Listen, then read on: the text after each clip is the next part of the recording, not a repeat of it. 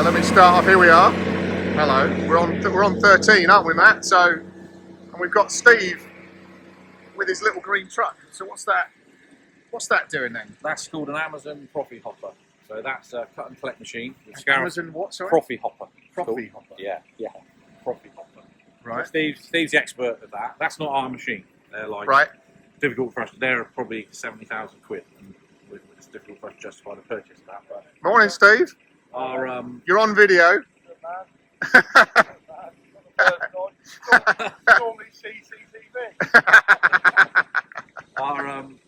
our dealer that we use, right, part of the machinery deal, give us a few perks, which is free loan of equipment as and when we need it. So yeah. This year, obviously, our summers are getting wetter and wetter, as we know. We try and create more and more long wispy grass that is not too penal, and it's that balance is difficult to achieve. So that's also got scarifying blades. So this will be thinning. This will be cutting, collecting, and thinning the grass. So it's not as obvious here. Right. That's got real. So that will be thinning. That's a deep scarify as well. So you'll be, if we drive to 9, we can have a look and you can see the real difference of what it's going to do. We'll go to 9. We're basically starting to cut and collect and scarify. When it's all done, we'll go around again, lower, harder, and try and thin some of these areas of rough where there's slightly longer grass. So it's also knock-on effect of, or benefit of being able to pick the leaves up as well. So we've got this for 3 weeks, and the meadows on the left of 15, 17, left of the first, you'll notice will be really hit hard because they're quite penal if the ball goes in. So we are conscious of slow play and trying to do it, but we're not just going to go hacking our meadows down and making everything wider. Like you say, I know last year there was comments that 200-yard width isn't wide enough, and at the end of the day, we take it on board. There's not a lot we can do, but if we can try and actively look at thin the grass species out before, it will help, and it will help matters immensely. So yeah, we're just starting that process, which is a long-winded job. Takes a little while, right? Yeah. And then while we're here, we walked over there, it's kind of cutting the 13th fairway, which, yes, I do appreciate it's pretty dry at the minute, but we all know what a problem area this is. And we've had the eagle-eyed or even the blind people would have noticed that we've been swinging a lot of sand out. There's a lot of sand going on. There is a lot of... Did we start that in September? I did that little video in September. We're now in November. There's a lot of coarse brick sand out here. And you can see how deep the sand is. The divots are just pure sand. We've been very heavy in these areas where water accumulates. And like I say, if we walk on it, you can feel how much firmer it is. And we're almost playing out of nearly pure sand. So this is the process called sand capping. Right. So we'll be looking to sand cap this fairway with maybe an inch and a half of brick sand over the next 2-3 years. I've already seen considerable improvements this year, and I think you, the members, will also see that. And like I say, the challenge will be in 2 or 3 weeks when we get a wet period. Right. This fairway was almost, couldn't even really walk on it last year. And a lot of people said we should have shut the hole, and we pushed it. As we always do, we always try and push things to the limit.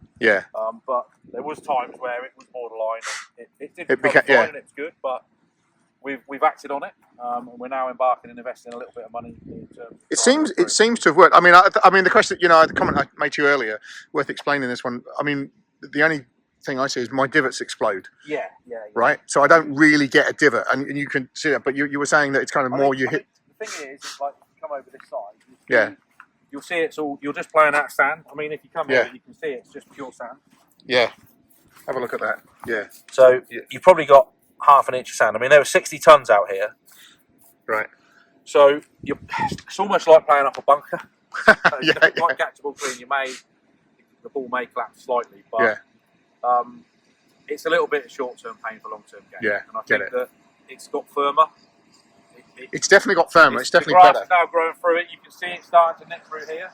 This was heavily sanded again last week, so the grass does come through. And obviously, the more we cut it, the more we roll it and firm it in. We haven't been able to do that because of the level of sand in most of the place. So now we're looking at cut fairways this week, cut fairways next week, up until the next rain period. Well, the grass is still growing, so we need to protect the course. But because it's still warm, isn't it? I mean, it's been warm warmer than we expect for November. But this is working well. We've also expanded it to the 7th fairway, that area by the 12th green. We know it's bad across the 6th fairway, across the 14. So over the next 2 or 3 winters, you'll see a lot of sand spreading. I think one of the members assumed we got a job lot cheap because the whole that was full of it. But I can assure you that wasn't the case.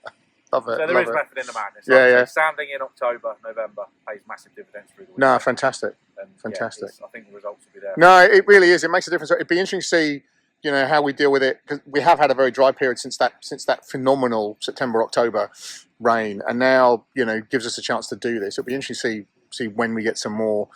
How the drainage holds up. What you'll see is that we'll be probably 15-20% drier than we were, which is a big improvement. We won't be bone dry, of course we won't, but the results will be obvious as the year goes by. So I would expect after 3 years of doing this, you'll see a real considerable difference. Yeah, so it's going to take a lot of time. Wow, that doesn't really need any drainage works all of a sudden. Like I say, to drain this hole, to drain these areas, you're talking hundreds of thousands of pounds. And the reality is with this type of thinking, thought process is allowing us to invest in other areas that bunkers, uneven seas areas. A big drainage project on one hole is all well and good, but at the moment I think the way that the club is let's try this first. It will work and it will work well. And it's the use of ropes. Obviously the big rope has now been down. People would notice that this year we'll use ropes where we have to, but we'll also take them down when we have to. So it's not just roping off the whole fairway. If the fairway gets saturated or the carry gets saturated, the whole hole will be roped off again. But I'm confident things will get better and better. Yeah. That whole roping off situation in a few years' time might be neat. That's great. Which would be good. There you go, there's Connor. The amount of grass we're baling off for November. That is unbelievable, isn't it? You know, for this time of year, the amount of growth we've got. But things are looking good, clean, tidy, and like I say, I think 3 or 4 days' time, when we finish the aeration and we get a final cut, I think by next week we'll be looking in pretty good condition. Yeah. A month away from Christmas. That's phenomenal, isn't it? But that's a month away from Christmas. I was worried in September. It's a long winter. When And it's depressing thought. But maybe we're going to get a bit of luck now in running, and maybe if we can get to the end of November pretty dry, all of a sudden you get the Christmas pretty dry and you get a cold spell. It's quite a dry winter. I mean, we're due a dry one, surely. We've got to have one. We don't need any more rain. And like I say, there isn't. When I started this job, 26 years ago, 27 years ago, our mowers would be away for servicing now. We wouldn't be cutting grass in November. They'd be parked up, keys out of the ignition until April. And now we're cutting fairways weekly, pretty much till Christmas. Wow. Phenomenal. And it just shows you've got disease activity, growth like this, which is exasperating the problem. I mean, there's another little close up there of disease thing. Yeah, there's loads of little white areas. So the white areas, I don't know if we can get it on there. That's it. It's fusarium going in there. There's lots of it all over the fairway, guys. So this is a little sort of browny area. Very rarely see it like this on fairways, I must say. We've had a week of just fog and dew and damp. And it's not really drying out. It's all superficial and it will go away. There's no great. It's good. I think we should just let Connor finish this last bit, and then we're done, right? It's a wrap. It's a wrap then. There are. I'm going to try and zoom in on this. It's a load of lads in neon jackets on the top of the water. It must be Thames water up there. Yeah, I'm guessing. But there you go. He's got it all. There you go. Jobs are good. And thank you. Get the blower out, clean that up now, and job done. Yeah, there you go. Thank you, Matt. Thanks, Steve. That's brilliant. As always, appreciate it. Thanks, everyone. Thanks for watching.